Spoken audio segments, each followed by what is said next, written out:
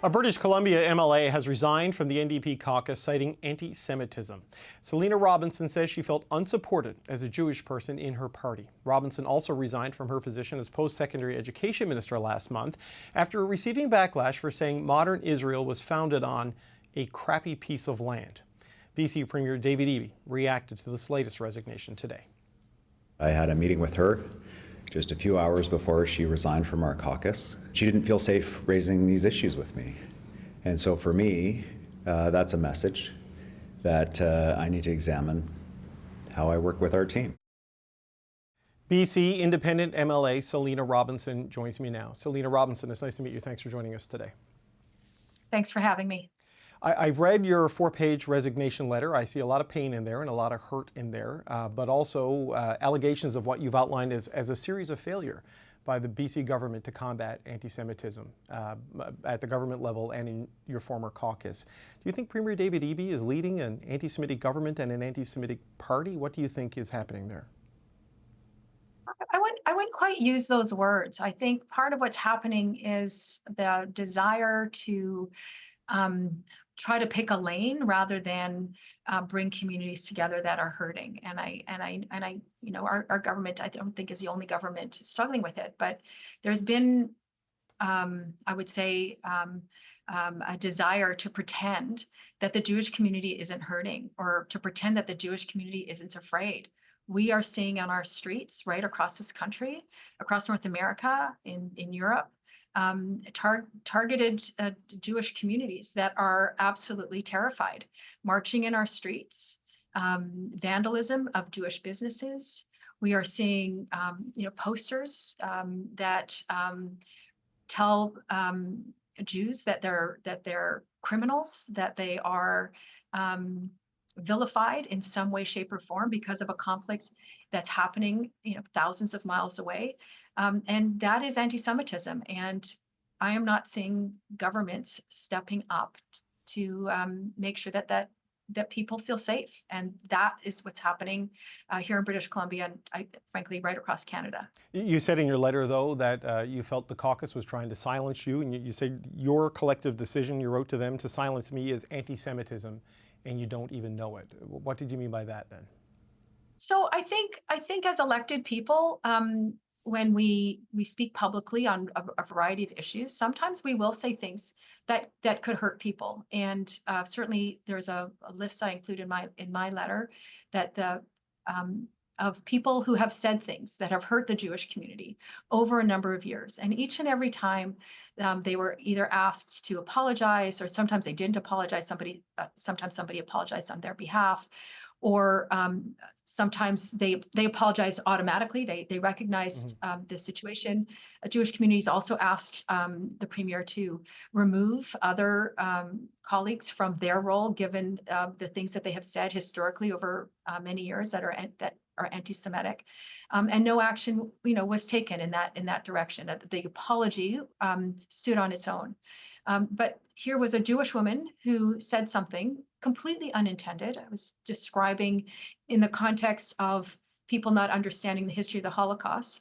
When I talked about the land of Israel in a particular way, that was hurtful to some people. And I recognize that. And I apologized, committed to engaging with the community around how my words were hurtful. And that should have sufficed. But it didn't. It didn't suffice for my caucus colleagues. Because after a caucus meeting that I wasn't at, I was asked and told that the caucus couldn't see how I could continue to remain in cabinet. Right. And that was why I offered my resignation. Right, so you resigned from cabinet, now you've resigned from caucus, and you say it was a double standard, that you were held to a different standard than others. It's the double standard.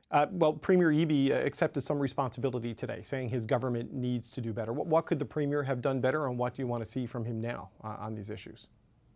Well, I suggested what the Premier could do better, and he told me that they weren't interested in doing it. I suggested back on February 15th, I called the Premier and said, I had this idea. If I'm not going to be in cabinet, I will have some additional time on my hands. I'd really like government to support me in doing outreach as a Jewish person, outreach to the Arab Muslim community here in British Columbia, working together with the Jewish community to find ways that we can do dialogue. We can do dialogue that is supportive and helpful and healthy and better for all of us. And as part of that, to do anti-Semitism and anti-Islamophobia training for all of caucus so that we understand each other's pain. It was last week that I was told that that there was no appetite for it, that it was too political, if I could do the air quotes, because that's those are the words that were used. And that for me was the part that really shattered my heart the most, that there was no interest in trying to heal these communities and doing the work that I think governments should be doing. And so that's when I decided I needed to leave caucus, and I spent the weekend writing that letter. This conflict is tearing parts of this country apart. And certainly causing enormous challenges for anyone in a position of political leadership, especially on the progressive side of the political spectrum. And we've heard similar sentiments from Jewish politicians in other provinces, Jewish leaders in a lot of the major cities. I mean, what does all this say about what's happening to our politics, to the state of leadership here, and to the state of anti-Semitism in the country? Well, I think we have a lot of work to do as Canadians. I think, first of all, we need to be able to have dialogue, and we need to have diverse opinions. This isn't about not having diverse opinions. We need to welcome diverse opinions. It's what our democracy is based on, but it's the vitriol that comes when we might not think the same way. It's the memes that float around, and how quickly people jump on partial information. The fact that no one said, Selina, we heard you say this the other night on this panel. What did you mean by it? And then I could have explained what I was referring to, so that I could give it a more fulsome context.